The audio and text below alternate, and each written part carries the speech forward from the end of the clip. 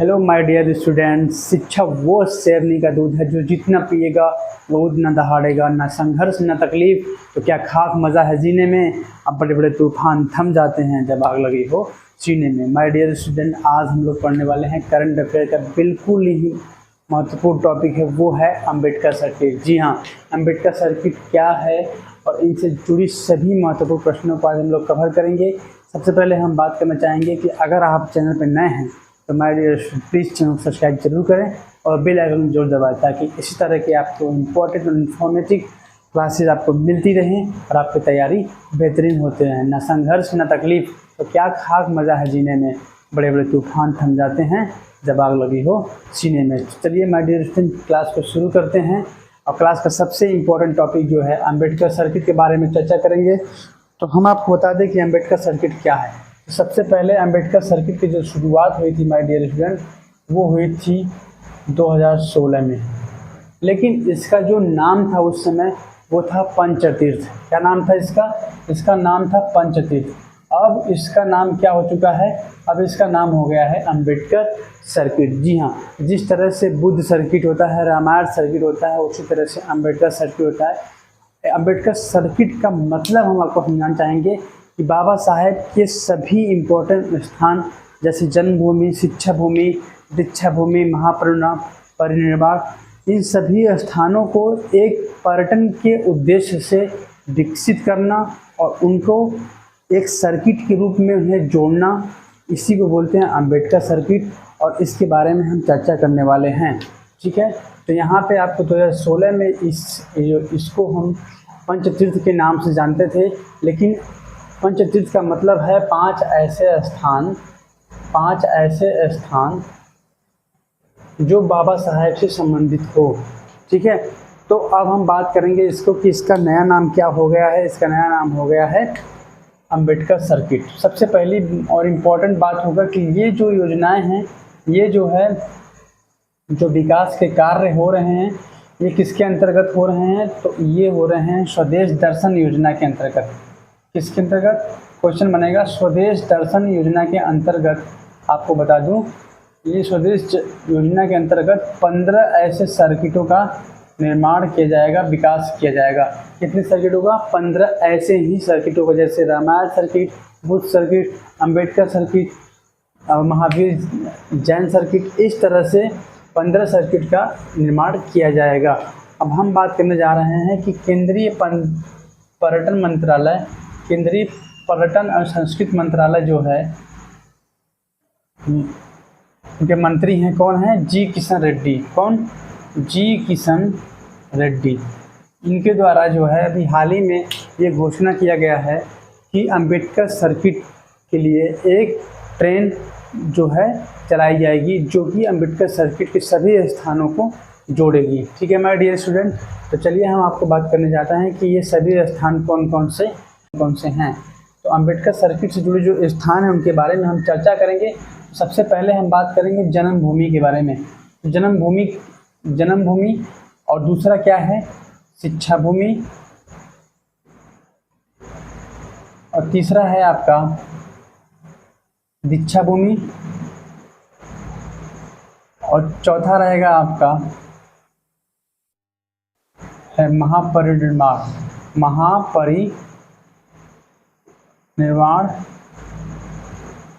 और पांचवा रहेगा चैत्य भूमि। आपको पता ही है चैत्य भूमि किससे संबंधित है? बाबा साहब के से संबंधित है। और एक और भूमि जो है वो है दादर। ठीक है, और एक और ऐसे स्थान है जिससे मतलब ये जोड़ी जाएगी, वो है डॉक्टर अम्बेडकर इंटरनेशनल सेंटर। इतने स्थानों को जो है एक पर्यटन के उद्देश्य से जोड़ा जाएगा और इसके लिए एक स्पेशल ट्रेन भी चलाई जाएगी। ये केंद्रीय पर्यटन मंत्री द्वारा ये चीज़ें घोषणा की गई हैं। और पहली बात आपको मोस्ट इम्पोर्टेंट यहाँ से क्वेश्चन बनेगा कि ये जो किस योजना के तहत है? स्वदेश दर्शन योजना के तहत। आपको बता दूं मैं स्वदेश दर्शन योजना के तहत 15 ऐसे सर्किटों का जो है निर्माण किया जाएगा। 15 ऐसे सर्किट, जैसे बौद्ध सर्किट, रामायण सर्किट, उसी तरह अंबेडकर सर्किट। ठीक है माय डियर स्टूडेंट, अब हम बात करने जा रहे हैं कि जन्मभूमि। तो आपको पता होना चाहिए कि अंबेडकर जी की जन्मभूमि कौन है? मध्य प्रदेश के मऊ जिले में हुआ था। कहाँ पे हुआ था? मध्य प्रदेश के मऊ जिले में हुआ था। तो कब हुआ था? 13 अप्रैल को।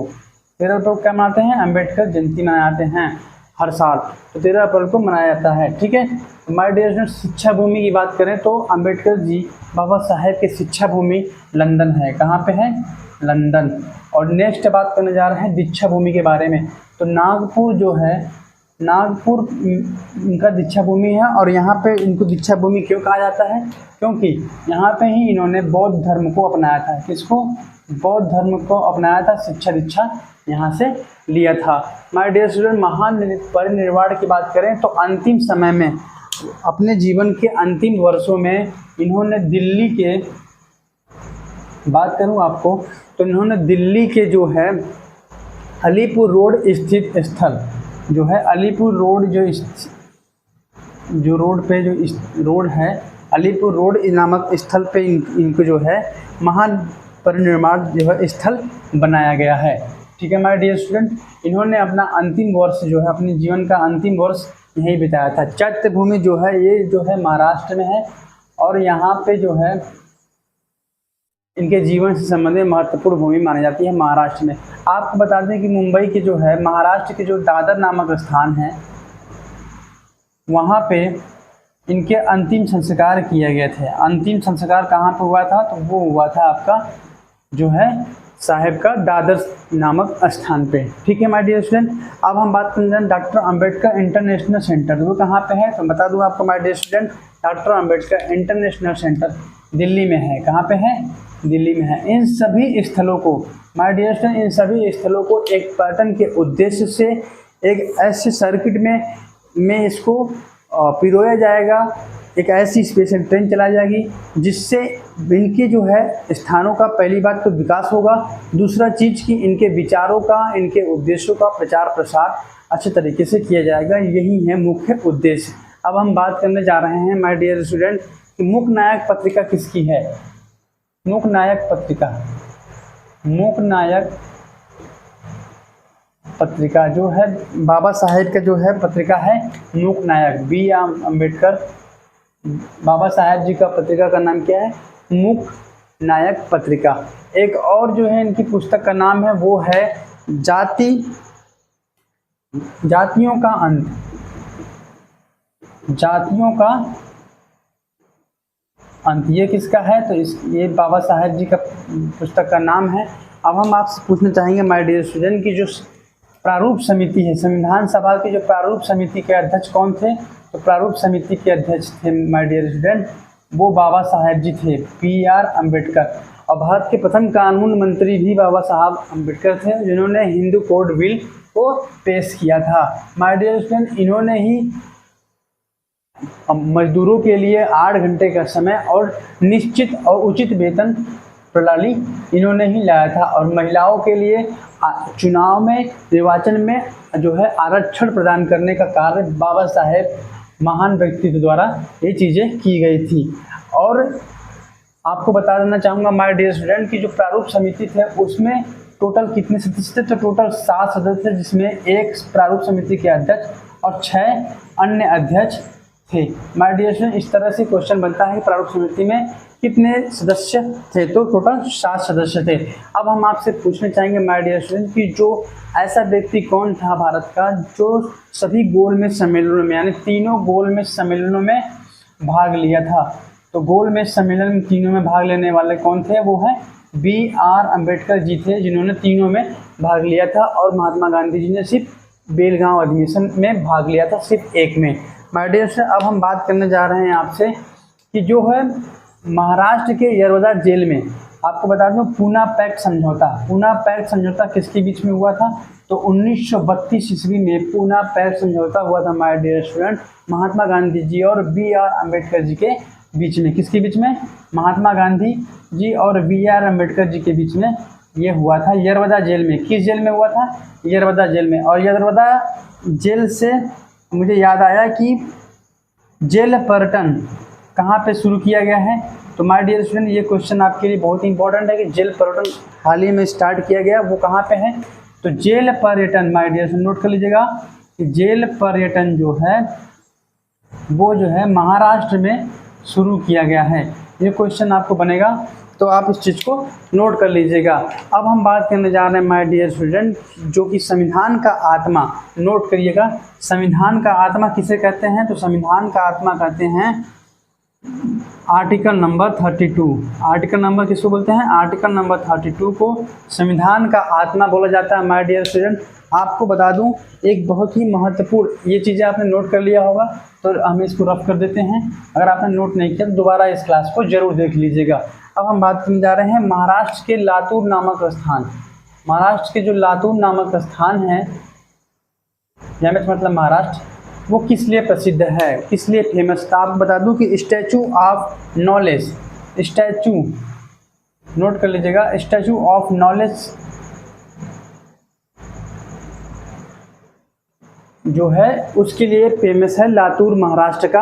और इस किसकी प्रतिमा बनी हुई? तो बाबा साहब की प्रतिमा बनी है। बाबा भीमराव अम्बेडकर जी की जो मूर्ति है वो जो लातूर में बनाई गई, जिसे स्टैचू ऑफ नॉलेज के नाम से जाना जाता है। माय डियर स्टूडेंट, ये जो है क्वेश्चन इंपॉर्टेंट हो जाती है करंट अफेयर के अकॉर्डिंग। आपको बता दूं कुछ और ऐसे सर्किट है जिनके बारे में क्वेश्चन पूछा जा सकता है, जैसे Ramayan circuit. My dear student, Ramayan circuit के बारे में बात करें तो रामायण सर्किट के तहत अयोध्या से लेके किस सर्किट की बात कर रहा हूँ? रामायण सर्किट की। तो रामायण सर्किट में अयोध्या से नेपाल तक, अयोध्या से नेपाल तक जो है एक रेलवे या ट्रेन चलाई जाएगी। कौन सी? अयोध्या से लेकर नेपाल तक, यानी कि नेपाल के जनकपुर तक, नेपाल के जनकपुर तक जो है एक ट्रेन सुविधाएं चलाई जाएगी, जो कि रामायण सर्किट के तहत होगा। माय डियर स्टूडेंट, अब हम बात करने जा रहे हैं कुछ इंपॉर्टेंट क्वेश्चन जो बनते हैं कि 26 जनवरी